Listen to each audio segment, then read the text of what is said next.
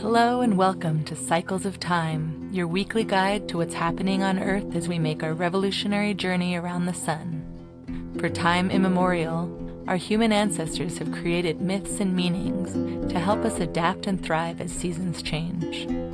Join me each week to explore the intersections of these ancient cycles, from the indigenous medicine wheel to the pagan wheel of the year, the Babylonian and Greek zodiac to the I Ching, the ancient Chinese book of changes. I'm your host, Alison Dale, and this is the Cycles of Time podcast.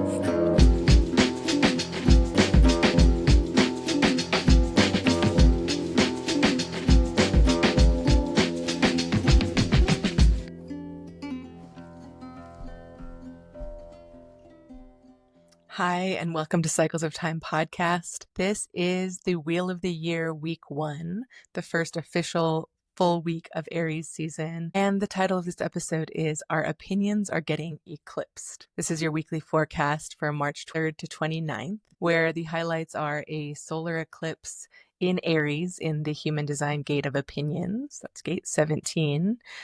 Mercury retrograde and Venus retrograde are both traveling back into Pisces, and much, much more. So I look at the Wheel of the Year through a multidimensional and multicultural perspective. And in the medicine wheel, spring here, we're in the direction east. This direction represents childhood and the color yellow, the sun rising over the eastern horizon, new beginnings. In the Taoist Wuxing cycle, the 5-phase or 5-element cycle, we're in a transitional phase, which is always represented by the element of earth. And we're also entering spring, which is the element wood. And wood represents upward growth, like a tree growing upward. It has that type of energy as we enter the spring season here. We just celebrated last week the pagan holy day of Ostara. And I talked a little bit about that last week on the podcast, so you can listen in to get more details about Ostara. We are now in the zodiac season of Aries, which lasts from March 20th to April 19th this year. In the I Ching and the Human Design Wheel of the Year this week, the sun is transiting through Gate 25 from March 19th to 24th, and that is known as Innocence, or the unexpected, and also known as the gate of the spirit of the self, or universal love in human design. Midway through the week, the sun shifts into Gate 17, which is from March 25th to 29th this year, and Gate 17 is known in the I Ching as following, or the gate of opinions in human design, and the hexagrams for that is lake over thunder. The moon this week, we have a new moon solar eclipse in Aries, like I mentioned, in the Gate of Opinions, and that is on Saturday, March 29th. As far as planetary transits, I don't go too deep into these, but a couple of important ones are Venus and Mercury both retrograding back out of Aries into the sign of Pisces, and Venus retrograde enters Pisces on Thursday, March 27th, and then Mercury enters Pisces on Saturday, March 29th. So yeah, this week we've got a juicy mix of astrological events and human design gates that the sun is transiting through as we deepen into this astrological new year. And there's a lot of depth to explore. From Mercury and Venus retrograding in Pisces to the solar eclipse in Aries, we're definitely looking at a potent week for personal growth, reflection, and the shifting of core beliefs and opinions. I don't know about you, but the astrological new year and spring equinox last Thursday, the 20th, really felt like it brought a ton of new energy into my sphere. And even though we're in an eclipse portal and have two personal planets, Venus and Mercury, retrograde at this time. At least Mars is not retrograde anymore. That's moving forward. But we're definitely in a bit of a moment. It's definitely a kind of intense time all around. So if you're feeling a lot of feels, if you're deep in it right now, that is where you are supposed to be if the stars and planets have anything to say about it. This last week on the 20th, on the spring equinox, I launched my new membership offering, which I'm calling Embody the Revolution. And I'm really excited to begin walking the wheel of the year together in community. Thank you all so much to those of you who have signed up already. There's definitely plenty of room for more, and you can join throughout the year. And I definitely invite you to join if you feel called. The membership is activated by becoming a paid subscriber on Substack, and it's just for the price of a fancy coffee per month. It's like $8, and that's definitely maybe a cocktail. Cheap cocktail, expensive coffee. But it's a really cool offering, in my opinion. It includes a detailed workbook for each zodiac season, which I've had a lot of fun putting together for Aries season, really just detailing all of the transits in astrology and human design, as well as the elemental energetic signatures of the season. And the membership also includes weekly recorded somatic exercises, a monthly live breathwork session to tap into the energies of the season, and also a monthly reflection session to gather and discuss how the season has showed up in our lives. So you'll also get a calendar of the astrology and human design transits of the year ahead that you can integrate with your Google Calendar and just have it show up with your events to see what is happening in the year ahead. So it's a lot of goodies. That's enough promo for now. I really hate doing this, promoting what I'm doing, but I love the stuff that I'm making, so I just have to put it out there. I feel like launching something during Venus and Mercury retrograde and in between eclipses might not be the best time to put something out there, but I did want to honor the wheel of the year and begin on the astrological new year. And so this just happens to be the astrology of the moment. It's not lost on me that there's just a lot of heaviness in the world and a lot going on. So it can feel really hard to put something out into the world, but I do deeply believe that we all need to continue to exercise our creative muscles and dream the world that we want to see into being. And for me, it's coming through in this offering right now. So I'll put the link in the show notes if you're interested in learning more about Embody the Revolution, and thanks for checking it out. So on to this week in the skies. This week, we're exploring Mercury and Venus retrograde into Pisces and taking a deeper look at the solar eclipse in Aries, which falls in the gate of opinions. So those are the main things we'll talk about here, and let's get into it. So let's start with Mercury and Venus retrograde in Pisces. We know that retrogrades in general are kind of like cosmic timeouts a little bit, kind of times where we want to review, recalibrate, rewind, re-envision, reimagine. All of those words are really important for any kind of retrograde. And yeah, it's kind of a very good time to slow down. I always think of the red tint with retrogrades, where in a menstrual cycle, traditionally in various cultures, there have been times where we are given space to go inward and be with ourselves and review and reflect instead of continuously moving forward. And our culture, Western capitalistic culture, doesn't provide for that in the 9 to 5. But I do feel like by paying attention to retrogrades in the cosmic cycles, if we can, really giving ourselves some space to do that review and reflection process about the area of your chart where those planets are showing up. You can look to your chart to see where Aries falls and Pisces falls, because these two planets, Mercury and Venus, are retrograding from Aries back into Pisces in your chart. So those are the two houses of your chart that will be affected by the Mercury and Venus retrograde and that are currently in the mix of review and reassessment. And if you don't know what houses are in your chart, you can pull your birth chart at astrosomatics.com on my website, or plenty of other places online where you can pull a free chart and kind of check out where those signs of Pisces and Aries fall in your chart. And so that's important to look at during this time, because these are areas where we want to do a little bit more review and recollection and reflection. So with Venus and Mercury, we're looking at both our emotional realms and our intuition and our spiritual connections and our thought processes. And Mercury retrograde in particular is kind of about revisiting the past, particularly with how we communicate on a deeper and more intuitive level. So Mercury rules over how we express our ideas and how we process information. Mercury is known as the messenger of the gods. The Hermes Mercury archetype can go between worlds. And so in Pisces, that energy is moving away from logic and the realm of feeling, imagination, and dreams, all things that Pisces is known for. So over this period, as we retrograde back from Aries into Pisces with Mercury there, don't be surprised if your mind starts to drift towards past emotional or spiritual or transcendental experiences during this time. When Mercury was retrograding back through Aries, it was a lot more about how we use our agency, how we use our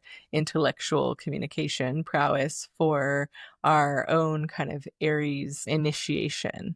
And then going back into Pisces, regardless of where it falls in your chart, it's going to be more about communication on a more etheric level. So this is a great time for introspection and revisiting old dreams, maybe keeping a dream journal or diving into some art or poetry or creative projects that you've abandoned. So revisiting those Pisces communication themes. And if you'd like to know more about where it's showing up personally for you, then I'm always available for a reading and you can get more information about specifics there. So Venus retrograde in Pisces, different from Mercury, is bringing a more of a reflective vibe to our relationships and our values. Venus rules our connections with other people, as well as our aesthetic taste and what we value. And in Pisces, it's about examining the more mystical and dreamy aspects of love and romance and what brings value to our lives. So a good question to ask yourself during this period of Venus retrograde in Pisces is, have you been giving love to yourself the way you truly need? And are you aligning with your deeper soul level values in your relationships? Relationships are the place where values come out and become apparent. We are forced to, and hopefully have a desire to reflect on our values as we build relationships with other people. So this retrograde in Pisces invites you to explore those areas about your values within relationships. Sometimes during Venus retrograde, old romantic patterns or partners come back into your world, and unspoken emotional wounds can resurface during this time. Related to Pisces, it can be about how we merge with others, how we interconnect with the world at large, and a lot about boundaries, a lot about how we show up within our relationships and advocate for ourselves and our boundaries or not.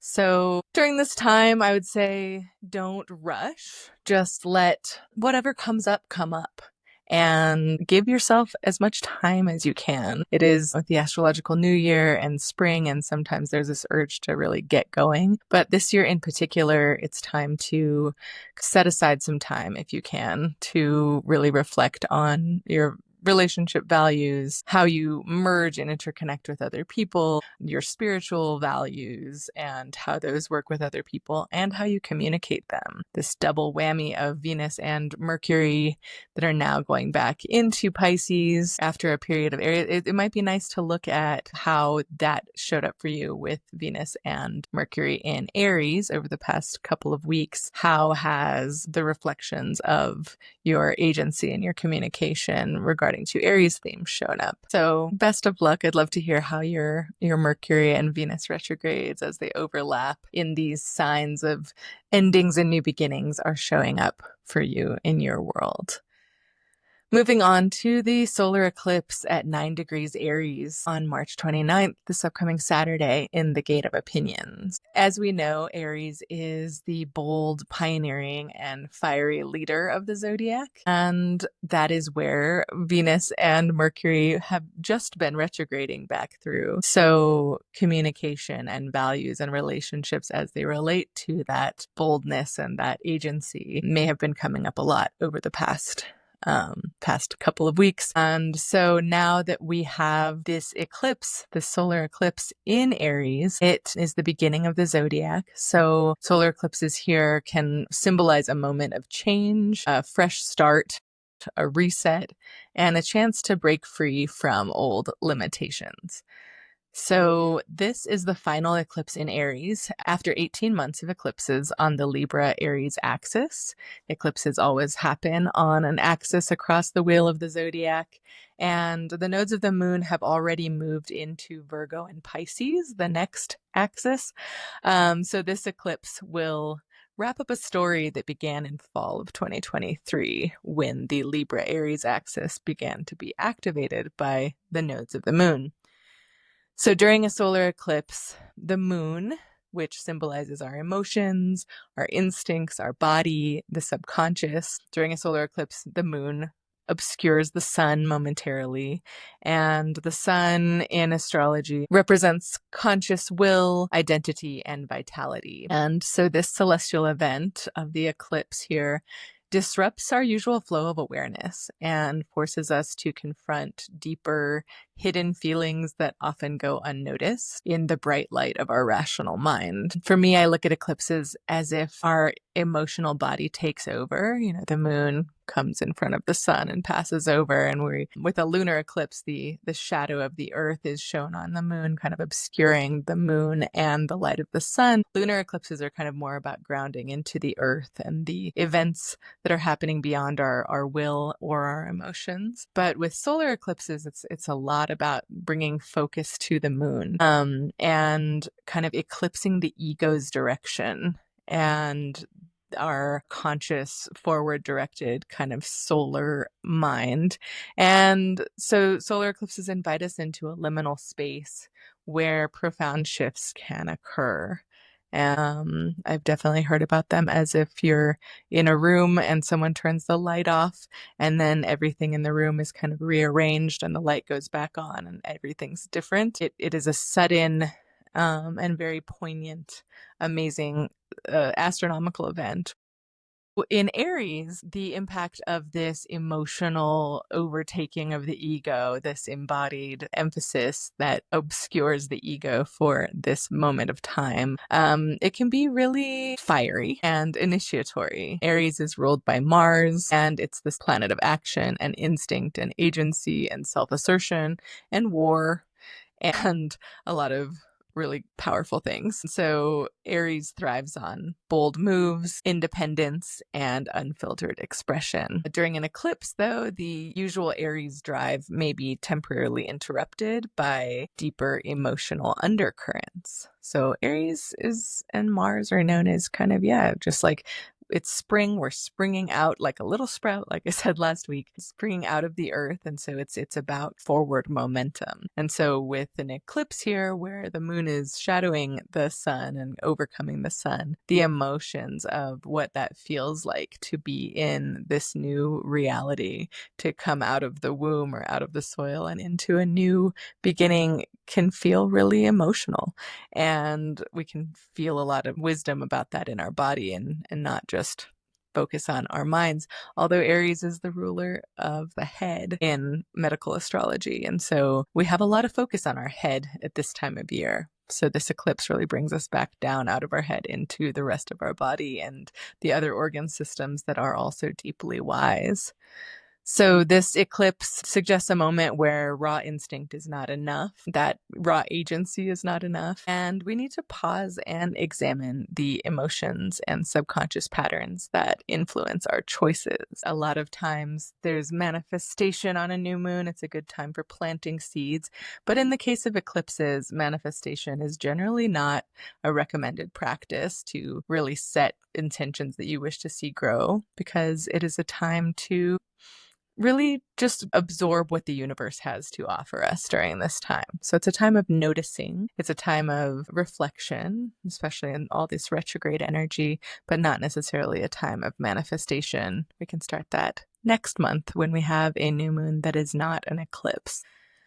This eclipse potentially could reveal some latent anger or suppressed desires or unresolved identity struggles. Aries is all about identity and who we are as people as we come into the new cycle. The sun in Aries really wants to charge ahead with horns blazing, but the moon's shadowing the sun could create a temporary emotional reset which pushes us to question deeper motivations behind our actions. So it all tracks with Venus and Mercury having retrograded back through this. We will be kind of familiar with this energy at this point, whereas in past Aries eclipses over the past 18 months or so, that wasn't the case. And so with this, it's like a capstone to this energy of really reviewing and reconsidering and noticing how Aries shows up for us.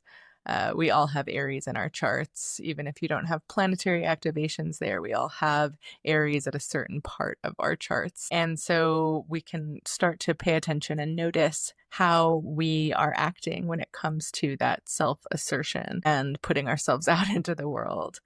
Are we acting from a place of self-awareness, or are we reacting from wounds and insecurities? That's the question. So I love to, on the lunations, when there's an important lunation, a new or a full moon in the month, I love to look at where the specific human design gate is showing up. So the human design gates are kind of micro seasons of the zodiac season. That's how I like to describe them, which is there's about, 5.5 human design gates per zodiac season. And so they're kind of like a smaller subsection of that season's energy. So we've talked about Aries, and now we can talk about gate 17, which is the second gate of Aries season, where this eclipse is showing up at 9 degrees Aries. So as it's a new moon, both the sun and the moon are sitting in human design gate 17, the gate of opinions. And this is known as following in the I Ching. And this gate in the human design body graph is located in the Ajna, or third eye center.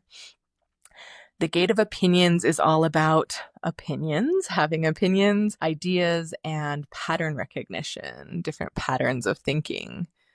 Since it's the second gate of Aries season, it's about being open to the world, kind of like a young lamb. The first gate of Aries season was 25, innocence, or the spirit of the self, which was like a newborn lamb coming into the world out of the last cycle, very fresh and filled with love and just open-eyed and innocent. And this next gate is like the evolution of the lamb as it grows up, grows little tiny horns, and starts to traverse through the world, and recognizing patterns. It still has that openness, it still has that innocence, but it's starting to form perspectives through experiences and conversations that it's having with others out in the world. So this gate and this energy this week asks us to be aware of whose opinions we're really following. And with so much openness, like a young lamb turning into a ram, it's important to have a willingness to follow and to learn. We are new to this world. We're new to this cycle. We have to remain open. And so there's definitely positive indications within the I Ching that if you stay open and follow, then you can really develop positive attributes. And a failure to listen or observe others will have negative results at this time. And that's from the I Ching. But it's also important to really notice, who are you following? Do you trust who you're following? Are you just picking up everybody else's opinions as your own? And where do your opinions come from? That's definitely some energy of what's going to be happening this week that we'll not be feeling in our bodies with that moon eclipsing the sun, where it's less of a conscious will of deciding that, but recognizing how that feels in our body. In the gene keys, gate 17 corresponds to gene key 17, which is known as opinions at its shadow level. And the shadow level is based on kind of fear that we bring to the energy. And at the gift level, it's known as farsightedness or detached understanding.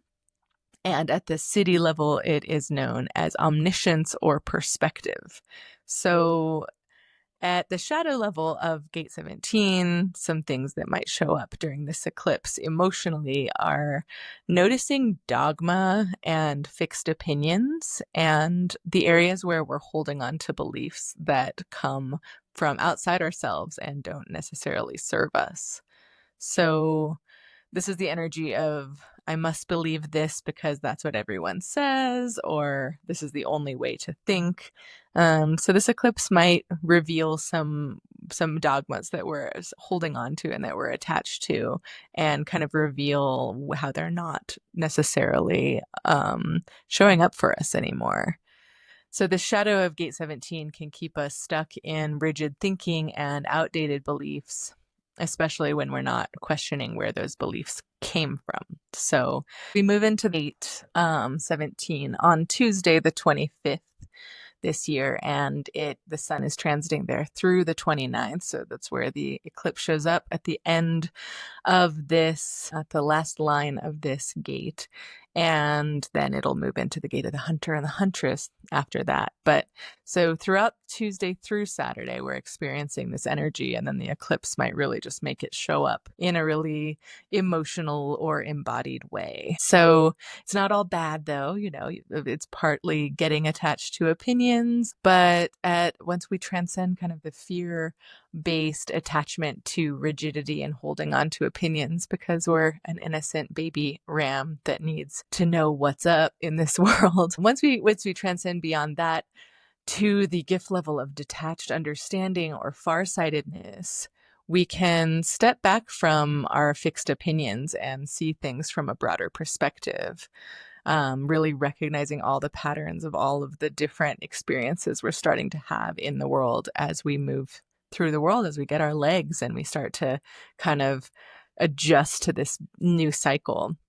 And so this energy of the gift level of gate 17 is about being able to entertain ideas without getting attached to them, and not holding on too tightly, but letting different opinions from the world, different experiences flow through you, and being open to ideas, listening to others, and just not getting too attached to them as the only truth. This is especially relevant with the solar eclipse energy, which asks us to shake off our outdated beliefs and open up to new ways of thinking. There's the city level in human design is like the transcendent level as far as kind of reaching a spiritual understanding of this energy. And this is all about omniscience or perspective, where we can see the bigger picture through that pattern recognition. It's like that third eye, looking at the world from this deeper knowing that's not all mental, but it's this kind of deeper understanding of consciousness, where